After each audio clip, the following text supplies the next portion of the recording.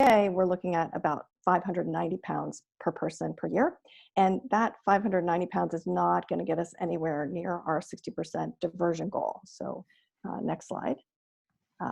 So what Connecticut has looked at, as well as many other states across the United States, is the idea of SMART and how can more municipalities adopt SMART programs.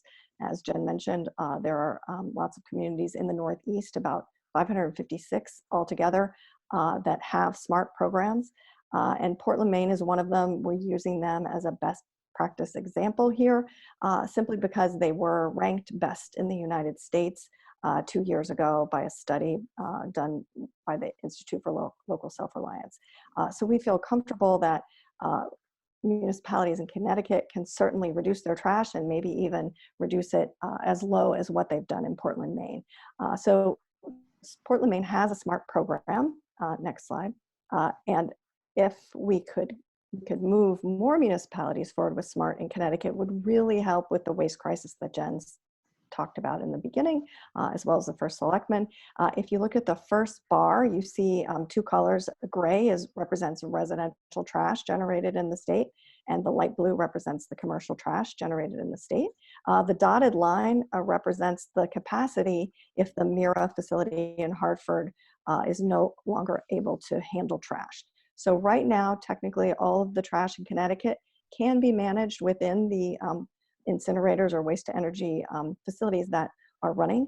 But once that Mira facility is no longer operational, that all the waste above that blue line in the first bar would have to be exported out of state, which is a very expensive proposition. It's also a very risky proposition, as other states look at their waste management. At any point, they can say, well, gee, we don't want to take waste from Connecticut. We want to handle our own waste. We don't need your trash too. And that's a position that the state does not want to be in. Ideally, we want to be able to handle our own trash within the state lines.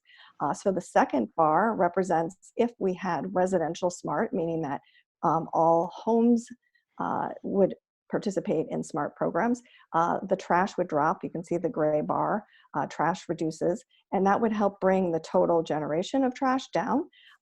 We still wouldn't quite make it to the line, but at least we would have less vulnerability in that there'd be less material shipping out of state. The second or the third bar represents residential and commercial if we had an overall SMART program for both residential and commercial trash. And in that case, we would be able to manage all the trash in state. And this is important, I think, to all municipalities because it really does affect the cost of trash. The more we're able to manage it in state, the less, the tipping fees or trash costs are going to continue to go up. Next slide. So to put this into perspective, the cost of trash in Windsor locks has gone up since 2019 significantly. And looking at here in 2021, close to double. And if we stay on the trajectory and what we're looking at based on some of the Mira predictions for waste disposal, our trash could almost triple just in a 8-year period, 8 to 10 year period. And that's really significant, bottom line to residents. So the sort of the bottom line at the bottom of the chart just sort of demonstrates what that means per household. So that's a cost that is just going up and up and up. Next slide. Next slide again. So what is SMART and how does it work? Well, currently in Windsor locks, residents pay about $1.1 million annually for trash, and that is paid for through the property taxes. It's divided into really 2 tiers.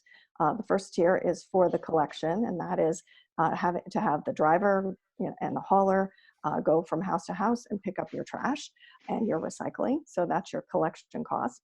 And your disposal cost, and that's what we were talking about in the previous slide, the cost to actually throw away and incinerate that waste. So that's divided up so that about $500,000 every year, or right now $500,000, and in future years that number is going to continue to rise significantly. That is that cost can be taken out and turned into more of a unit-based cost or a utility. So those people that throw away a lot of trash are going to pay a lot more, and those people that throw away only a little bit of trash are going to pay less. So instead of a flat fee paid through the taxes, residents would have control of their own future costs of waste disposal.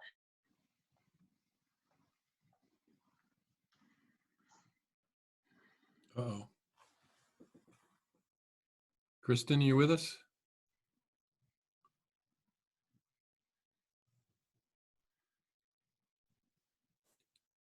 Looks like we've lost Kristen. Jennifer, are you hearing her, or is she frozen on yours? She's frozen. Maybe she'll call back in. Maybe she will kind of try to reconnect here. Yeah, let's give it a second. While we're hoping that happens, I have a question for you, Jen. Sure. There's a grant available for DEEP. What it's available and what might it cover? Sure. So we recently, actually a couple months ago, we announced a grant for municipalities that were interested in moving forward with a SMART program. That would mean any sort of startup funds or startup requirements that if the town was interested in some sort of 1-800 hotline to answer residents' questions, or some staffing, extra staffing if that was necessary. Or even incentive for residents for a free bag, one free bag. And then the grant would also apply once the program was in place for 6 months. The money could be used for pretty much anything recycling, reuse, or waste reduction related. So it opens up and the purpose of the grant is much more broad. And so the base funding, I think, is $20,000 per community. And then there's a multiplier based on the number of households that would be participating in the program. And that is, I think, $2 per household or $3 per household on top of the $20,000 base funding. Hey, can you hear me? We can, Kristen, you're back.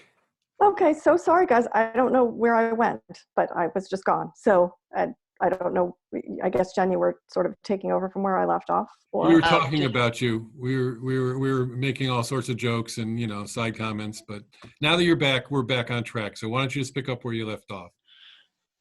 Okay, all right. So basically, I think you're looking at creating a unit base for trash disposal. So you're taking the cost of the disposal out of the taxes. Taxes would no longer have to cover about $500,000 in disposal, which means lower costs in the taxes. That $500,000 savings could be used in another area that you wouldn't have to actually raise taxes to cover something that you might need for the town, a special service. So it's saving money, no longer throwing away the garbage, literally disposing of the garbage in the incinerator. You would be shifting that cost. So residents then have control of their costs, especially as this particular part of the budget is going to be going up so quickly. So that meter for electricity, just like a meter for electricity or water, you would now have a meter for your trash. That way residents pay for only what they throw away. They have total control. Right now, if you think about your own trash, you put your trash out, you might be a great recycler, but if your neighbor isn't a great recycler, you're subsidizing the cost of trash for them. And this way, as the cost goes up, you're able to control your own destiny. Next slide. So I guess the really cool thing about SMART programs, and again, for me, after doing these for so many years, is that they always work. They always reduce the trash. I've implemented a couple in the last couple of years, and every time, every graph looks exactly the same as these. So trash goes down immediately the day that you start a unit-based program, and then trash stays down from that point forward. For instance, I'll give you some of these examples. Waterville, Maine, they did a 1-year pilot. After the pilot, all of the residents liked the program, so they kept the program. You can see the trash in Waterville dropped 54%. It happened, those are little blips that mean every week. So it happens the week that you start the program. people think twice about everything that they throw away because they're now paying for it. Kind of similar to your electric bill. If you leave in the morning and you're taking your kids to school and you're in a hurry, but you see that the lights are on, you're going to stop your car and go back and turn off the lights because you don't want to leave them on all day. You don't want to pay that electricity bill. So it's kind of the same thing. I know for me, I travel for work, and a lot of times I get home late. My mom would be with my kids, and my mom's a bad recycler.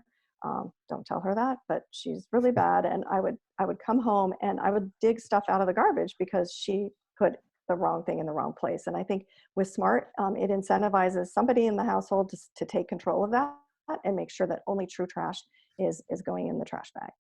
The second example I have is Malden, Massachusetts. You can see the trash went down in 2008. I implemented Malden myself.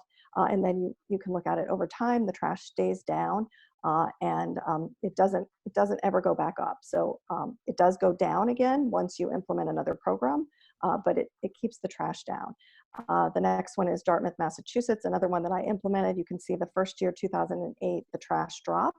It wasn't a full fiscal year, so we started in the middle of a budget year. So you can see that it didn't drop all the way in that year. And then the next year, 2009, it dropped, and then it stays down again. All the charts that I've looked at, whether it's in the US or even whether it's in Europe or in Asia, they all look just like these. The last chart is Sanford, Maine. I personally didn't work on this program, but it's kind of a famous program because they started the program in 2010. You can see their trash dropped significantly, and a couple months later, you can see the trash went back up. Someone in Maine who was opposed to the program in Sanford, he lived in Sanford, and he won the Maine lottery. So he won millions of dollars, and he lobbied council, and he put up some road signs, and he got the program overturned by pressuring the council. So they took the program out. You can see the trash went back up. It doesn't go all the way back up. It just from my background, the SMART program is the sort of impetus that incentivizes everyone to read the directions and learn all the things they can recycle. So for instance, people read and they realize they can actually recycle the pizza box, or they can recycle the peanut butter jar, or it reminds them to take their old clothing to the Goodwill, or helps them see that or understand that, hey, if you only have one shoe, you can still bring that shoe to the Goodwill, or you can use simple recycling, the pink bag program. Put your shoe in there because it's going to get recycled into something else, like carpet padding or the underlayment for hardwood floors. So there are lots of outlets for all of these materials that generally end up in the trash, and with the SMART program, you think twice about that. So in Sanford, you can see trash did not go up to those original levels before 2010, but you can also see in 2013, the trash dropped again. And that's because the town was looking at a tax increase that was equal to the savings that they had seen with the SMART program. And so they implemented it again, and residents are very happy. Next slide. So the really, really great thing I think about SMART, and the reason I continue to do this, and I've been working on these programs for 30 years, is that people actually really like them once they get started. It's a little controversial before you get going, but residents, I think, really appreciate once they're started on a program, how their own personal behavior has changed and how this is a more fair way to manage trash, especially when trash disposal costs are rising so quickly. So there are 2,000 communities across the US with SMART programs, another several thousand across Europe and Asia, again, 550 communities in New England, and also New York, upstate New York, the Binghamton, Utica areas, Ithaca, Columbia County, so on the New York side, also even Long Island, Southold, Southampton, and again, a lot of municipalities in Massachusetts. The survey at the bottom was a public policy polling survey done about 4 years ago, but 79% of residents in SMART programs were really favorable about the program, and 89% of them said it was actually performing better than they expected. Next slide. So how does SMART work? How would it work in Windsor Locks? Basically, most everything stays the same other than you're buying a special bag. So first, your collection days don't change. You still have the same hauler. They still, collect the same way. You have to get a special bag to throw away to dispose of your trash. That bag, when you buy that bag at the supermarket, you're paying for the bag itself, but also the disposal to dispose the contents within the bag. So similar to a prepaid cell phone, you're prepaying for your disposal. So you're paying for that at the store. The big difference is you don't need to buy regular garbage bags anymore. So you're shifting and you're buying whatever color Windsor Locks would decide to have if they decided to move forward with the program. I guess there was some talk of a maroon bag, a green bag, but yeah, so you would have this special bag. Purchasing that bag is really the only thing you do differently. You would recycle in the same recycling collection container, blue bin, and the same hauler would pick up the recycling, and you would not use any kind of plastic bag to contain your recycling. You would just continue to put it in your bin loose.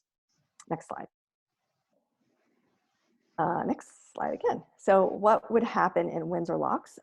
Based on all of the data that we collect over really millions of homes at this point, we're able to predict what's going to happen to the trash very, within a percentage point or so. We stand behind our predictions. In fact, if Windsor Locks was to implement the program, we do provide a guarantee that you would meet the waste reduction goal that we predicted, as well as the revenue generation goal from the bags that we predict, or we actually pay a penalty to you.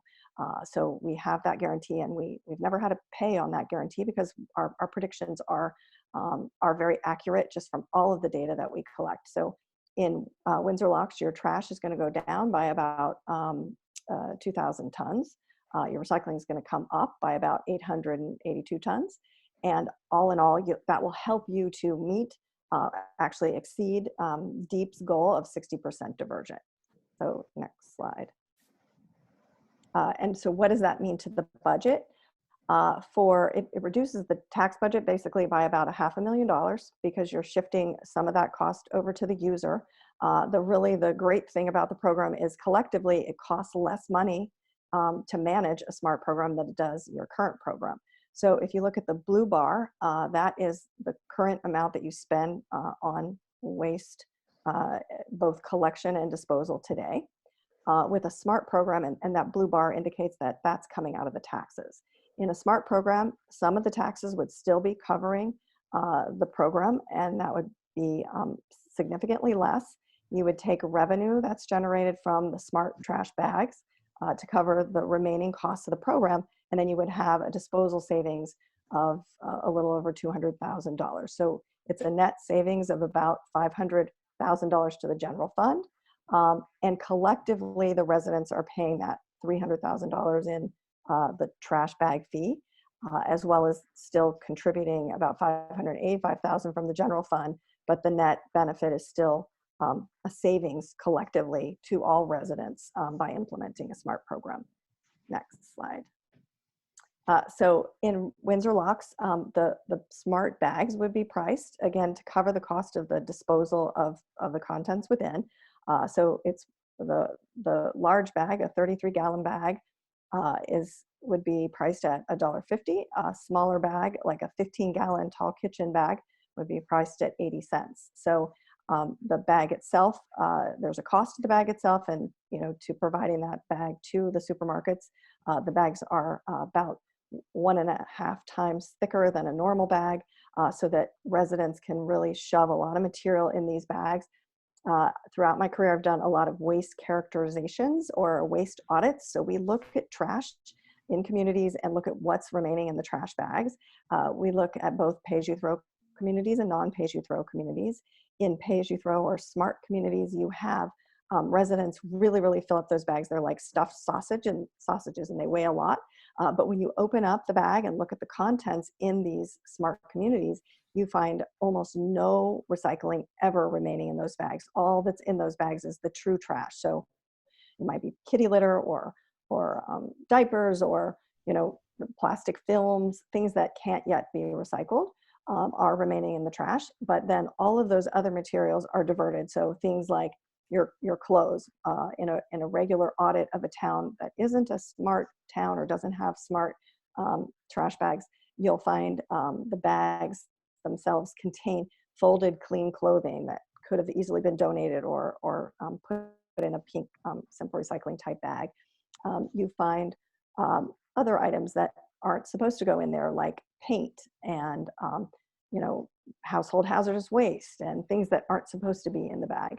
But with a SMART program, people don't use the bags for things that shouldn't go in the bags. They only use the bags for trash, and they divert those other materials to all of the other outlets available in town. And that's what saves them money, and that's what helps to reduce the trash overall. So next slide. So the expense to the household, of course, you have the savings in the general fund, but now there's a new cost at home. The average home per year will spend about $71 on smart bags, but they don't have to buy regular garbage bags, which is something we recommend. The average home in the US spends about $27 a year on garbage bags, or about $2.25 a month. We recommend not spending that. So the real spend that the household has, or that shift, is about $44.88 a year, or $3.74 a month. And in turn, you're getting a savings of about $500,000 on the other end of the general fund, because you're able to provide the revenue from these bags back to the general fund, and you're also able to, this is incentivizing you to reduce the trash, and therefore have additional savings in the general fund. So you're sort of shifting the way it's paid, but collectively residents are paying less money by having a SMART program in town. Next slide. So this is really the last slide, and also a super important part of this is that not only does it help SMART help with the waste crisis in Connecticut and help reduce the trash and reduce long-term costs, but it also helps the environment significantly. So it is the greatest, the single greatest impact that a municipality can make is implementing a SMART program. It reduces the greenhouse gases equal to putting 4,300 solar rooftop panels on houses. And to put that into perspective, there's about 5,300 households, single-family households in Windsor. So that's, you know, not quite a solar panel per household, but almost a solar panel per household. So that is significant greenhouse gas emissions savings, and for me, I think it's just a really cool way to look at it, is thinking about those solar panels, because in town you might talk about energy savings, or you might talk about getting solar panels for some of your schools, but this is an impact that far exceeds any of those other things, that other actions that a municipality can take. And I think that oh, there might be one more. Click again. Yeah, so just as a quick summary, why make changes to solid waste management now? And I think there's really 4 key reasons. One is financial responsibility. So as this cost of trash continues to go up and up and up, it gives control to every resident to control their own cost in the future. And again, collectively, everyone is paying less than they really are today. Environmental responsibility, again, it's the single greatest step a community can take. And it's easy to try, I think is super important, because it's a program that you don't have to have any real upfront, you really have zero upfront expense. So it's very easy to implement it, try it for a year, and then there's really no cost to get out of it. So it's low risk, low cost. And then last, adopting a SMART program really would make Windsor Locks stand out and be a leader. And I know you've been a leader in a lot of other environmental movements, like one of the initial single stream, I think you implemented single stream, I think, before a lot of other communities. So this would be another great leadership action. And so I think next we can do questions if anyone has any. Right, so I've got the chat box open. So I'd ask that you type in any questions you might have at this time. I'll give you a few moments to do so. But I'll start off with a couple of questions while that's happening. I think you just covered it, but what we're looking at this point is a 1-year pilot program. So it's really just a 1-year commitment at this time to try it out. Sorry, I put myself on mute. Yes. No. So yes, so 1-year pilot is the ideal way to try it out. That way, as you're moving forward, you'll be able to look at your waste reduction levels that you've, if you're meeting all of the reductions that you expect, you'll be able to get a lot of feedback from residents. And I think something that's super important for me is as I've been through so many of these implementations, people are always anxious before they happen.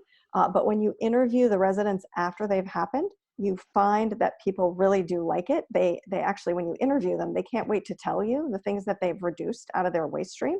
And they can't wait to tell you that they only use an average of 1 bag a week, which is the national average. Again, with us and the data that we collect, we have the ability to look at our communities. We know what the population is, how many homes there are, and what the revenue that they generate is, and therefore we're able to know the average number of bags that any household uses. And as of today, right now, the running average is a little less than 1 bag a week. So some homes won't even put out a bag every week. Some homes will go to a bag every other week. But the average is a little less than a bag a week. And I know you're confident that once we try it for a year, that we'll be hooked and the program will be successful. And that's been your experience with just about every town, except for maybe that one in Maine with the guy that won the lottery. But even that said, you're willing to guarantee the savings in that first year. So there's really not too Yes. much risk on our part. If we make a projection as to what we're going to save in terms of disposal costs, if we fall short of that, your company's willing to make up the difference? Yes, so that's how our guarantee works, yes. I like that. All right, I see some questions coming in, so I'm going to go to those. Oh, this is an interesting one. From Ashley Dussault. If residents do not buy the smart bags, how is their waste paid for? Who wants to be the heavy on that answer? So in a SMART program, you need to use the smart trash bag. The hauler will be able to monitor as the trash falls into the trash truck. They have a camera, so we'll help them with a system whereby they can monitor, so they'll know homes that aren't compliant. And of course, there's a learning period, but we find there's 99% compliance really in the first year. But we are able to identify if you're not participating. So it is really the only way to pay for trash. So another way of looking at it is, if the trash is not in the bags, it will not be picked up.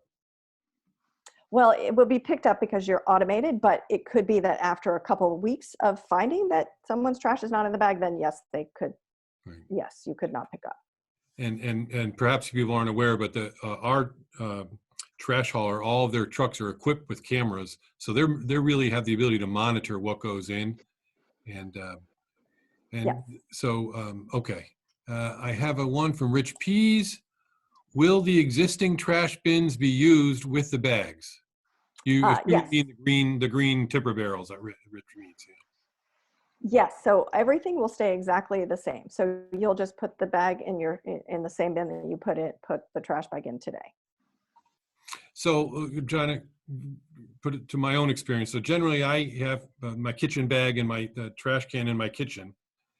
And then when that's full, I stuff it down a few times, but eventually I take it out and I put it into the green bin. And that process will be the same thing for me, except that the kitchen bag that I use now will be a smart bag. Yes, exactly. Okay. Exactly the same. Okay.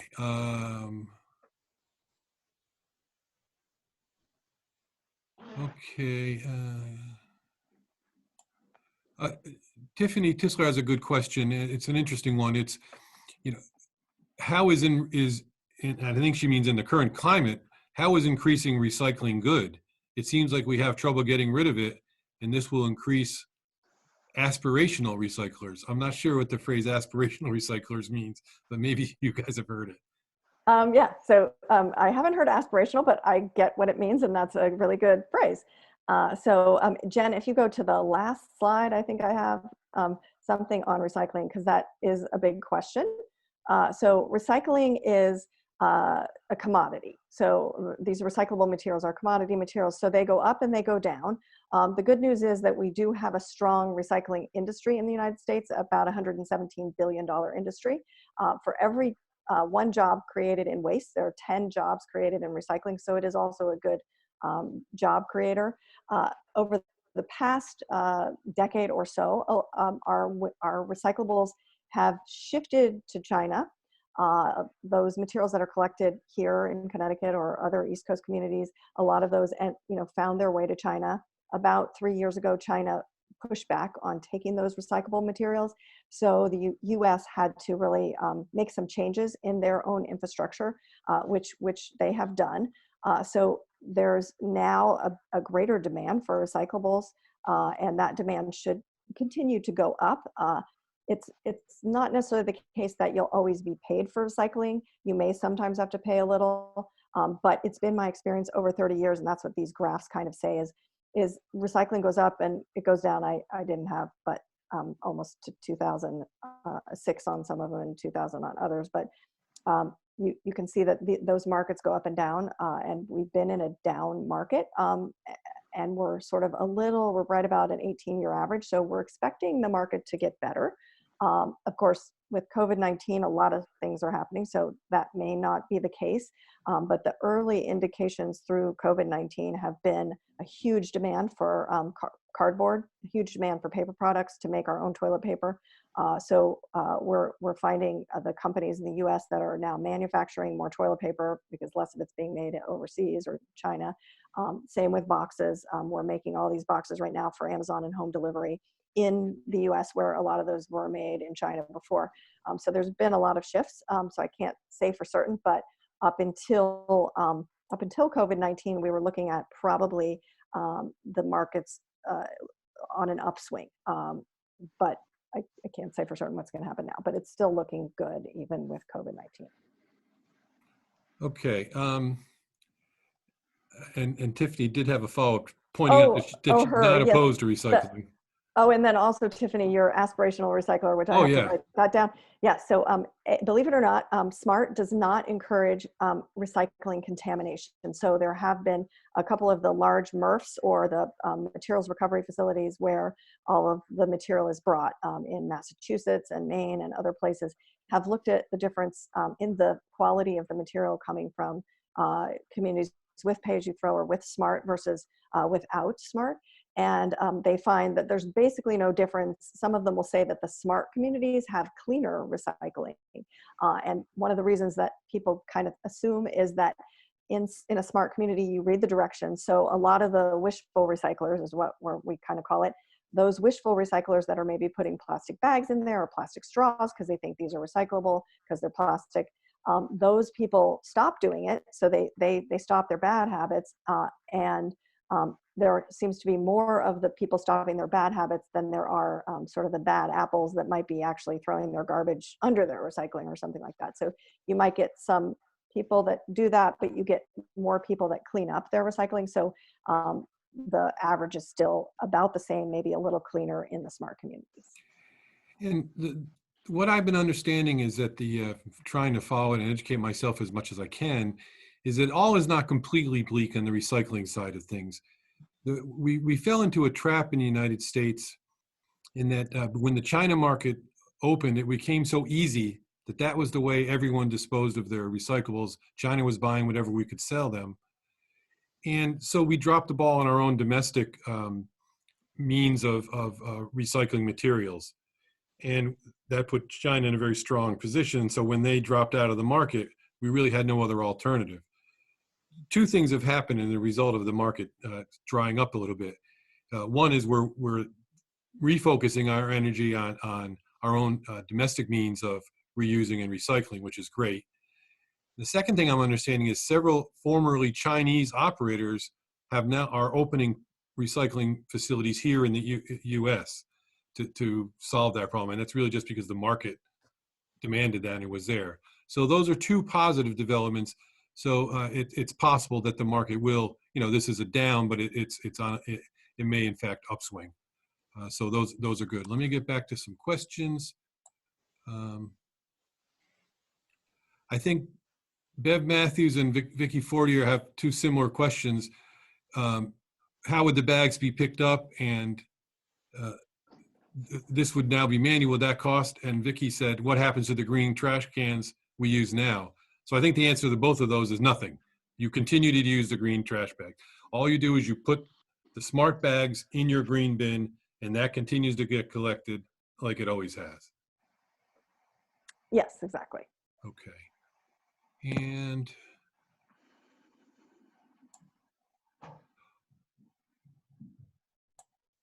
oh, how does this work with the, oh, how does this work with the larger rental locations throughout the town? That's something that we discussed earlier, a little bit earlier today, I think. And Yeah.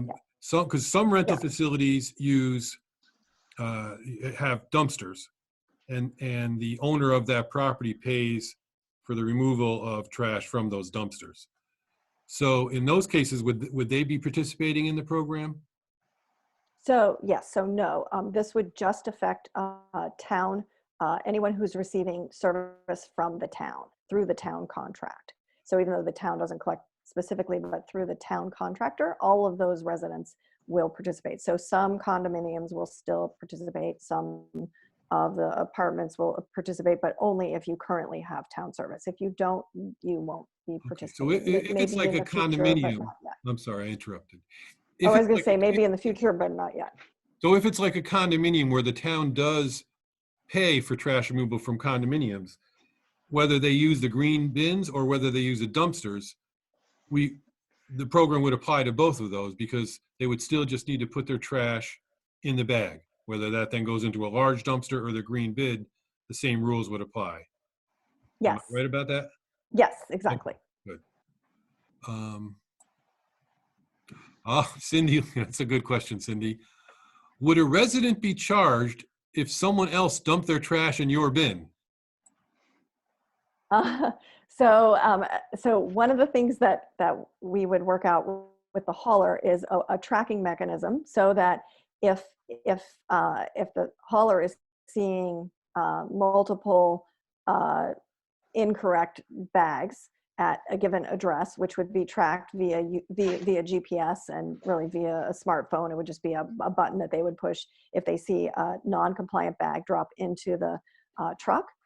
With their camera, they would just push a button and it would GPS locate the house. And then, that would come up on a spreadsheet on a weekly basis. If any house has a couple of weeks of non-compliant bags, the first thing would be a notice to that house. Obviously, if you think if it's not you and it's someone else, then that's something to talk about with the town. And hopefully that would be nipped in the bud. Again, the one thing that we find is that you really get 99% compliance in these programs, and generally, neighbors don't drop their stuff in your trash can because they feel badly about doing that because they know it's something that is going to be watched. So we generally don't find that to be a problem. Of course, if they put their trash in the smart bag and then throw it in your trash can, that doesn't really, Right, that's fine. That's that might okay. just be a Right. space issue, but that doesn't hurt anybody. Right, that's fine. Yeah. Rich P's asked, does the town receive any rebates for materials we recycle? And that used to be the case, but we don't anymore. It's pretty much a neutral cost item at this point. Chris Shepard, oh, will we need new larger blue recycle bins? If so, what would that cost be? Will the cost for hauling recyclables increase if the quantity of recycling increases? Those are good questions. So good news on the first one. We have, currently most people have the 95-gallon green trash bin, and I think it's a 65-gallon blue recycle bin. We now also have the 95-gallon blue recycle bins, and all you need to do is call Public Works and they'll swap it out for you. Phil, I don't know if you're unmuted. Is that right? I believe, yeah, that's correct. If you call Public Works, we will swap it for a larger one. But if you're producing, volumes of recycling that are larger than that 65 and the 95, we'll give you two. We'll give more recycling. We won't add to the trash. Right. They come at a cost, so we've been sort of easing that in. But I think we can handle the demand, and maybe we can use some of this if we. I don't say if we, when we get the DEP grant. I'm that confident. Maybe that's one of the things that could be put to is to making sure that we have the ability to increase our recycling capacity, because we hope that more goes into the blue. Remember, as it stands now, if it goes into the blue, we don't pay. If it goes into the green, we pay. And I think I covered the second part about the cost of recyclables increasing if the quantity increases. We hope that the market will continue to rebound and that won't be the case. But even if it does happen that at some point we start paying for recyclables, it'll never be at the rate that we're paying for solid waste. So there'll always be an incentive to get things in recyclable rather than in solid waste in blue. Let's see.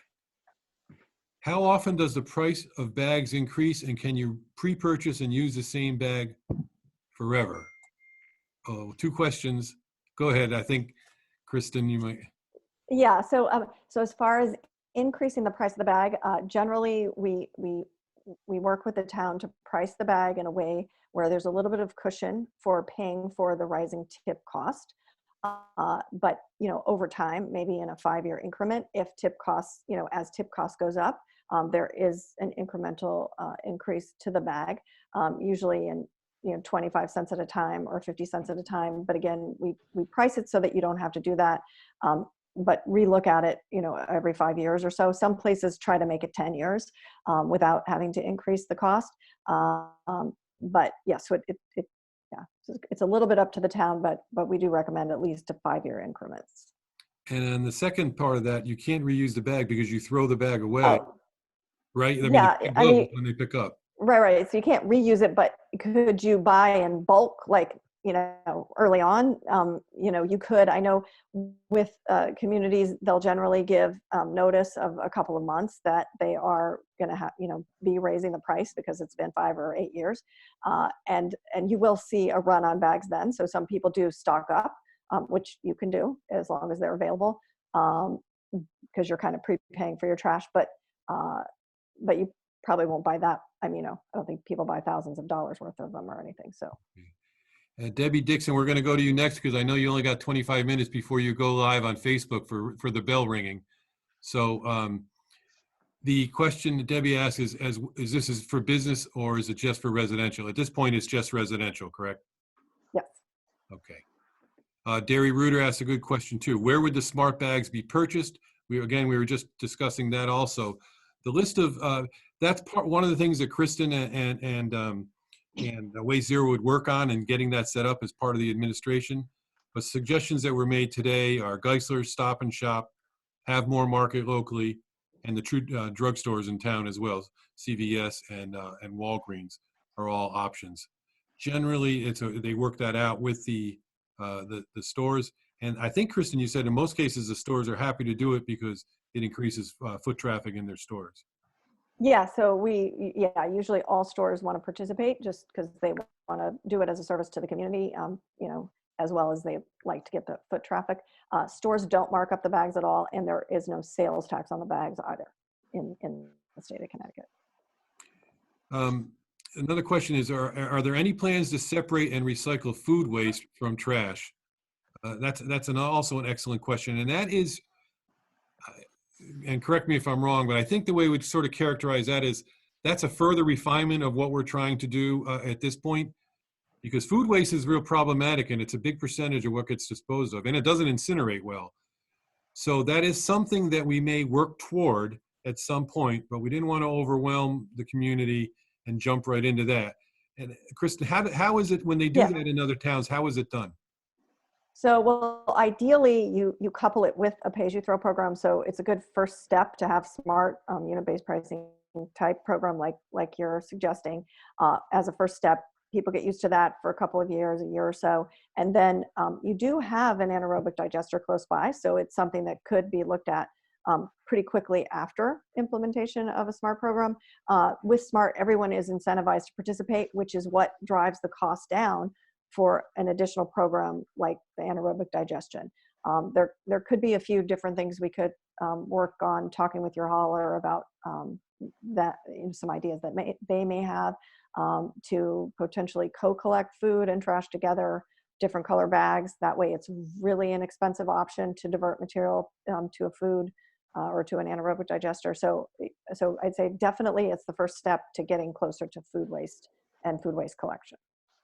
So it's something that if we're successful, which I expect that we will be, and we want to kick it up a notch, as they say, I think that's something that we would explore working our way toward. And of course, there's also home composting, which this could be an incentive for people to start doing more of that. Jen Rodriguez is on the call, and we have compost bins available. We have a program where you can purchase compost, a system here through the town, and you can contact Jen to get more information or go on the town website and learn how to acquire those. Or as Lucinda just texted, get chickens. Okay, Lucinda, thank you for that. All right, I'm going to just go back up and make sure I didn't miss any. These questions have been excellent. I really appreciate it.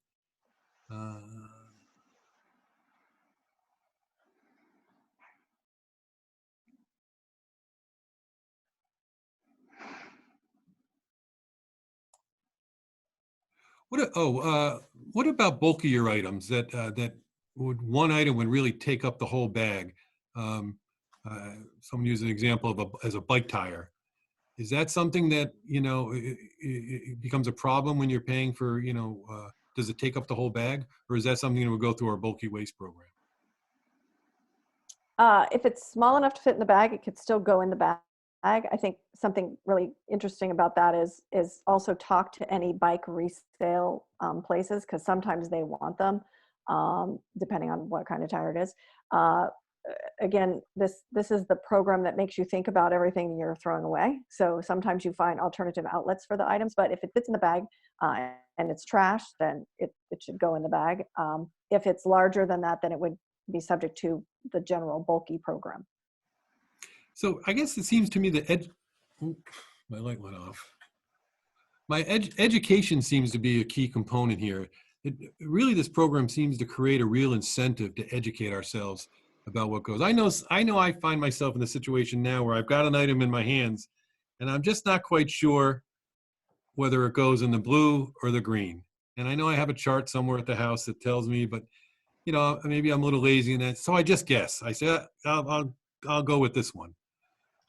But really, that's not the right way to do it. And this program, because there's a financial incentive, in addition to an environmental incentive, maybe I'd be more encouraged to take the time to get the answer and make sure I put it in the right spot.